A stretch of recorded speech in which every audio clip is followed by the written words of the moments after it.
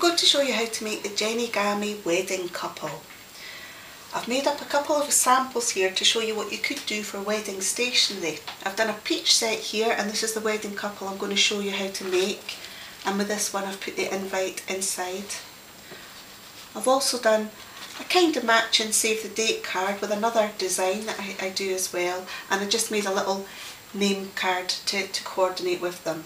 And then I used the same wedding couple to make this pink card here with a save the date on it, and this other one that I'm going to do as well with an invitation. So just to show you, you can make lots of coordinated stationery out of here, and tell me who wouldn't come to a wedding if they received an invite like this. This is the coloured version you actually get on the CD. I've just left the gentleman as a silhouette because they're not the important one anyway, are they? It's the lovely lady here that's important. So I'll put this one over to one side for a moment. There's only 6 parts to this, so it's really simple. You get the gentleman, and he's got the bottom half of the lady's dress. You get the bride, and you get 4 other sections of her dress. Now what you also get is you get a section that you can add for a little sleeve here to hold a bouquet. I don't know if you can see that on this one, that I've just attached that there. So you get that as well if you want to add that on. And we start by, oops, I've not cut this bit out properly. We start by taking the gentleman and the bride, and the bottom of her dress here is just going to slot into the top of this section here.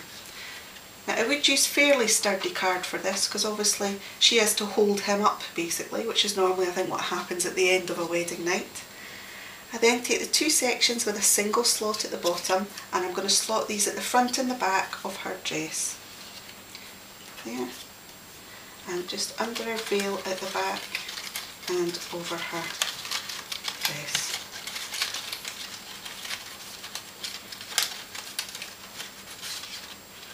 Now she has actually got a little bit of a train at the back here. You could cut the dress at a slightly different shape if you wanted to. We then take these 2 sections. This one would slot up the middle of her dress here and flop over either side here. So I'm going to do that one.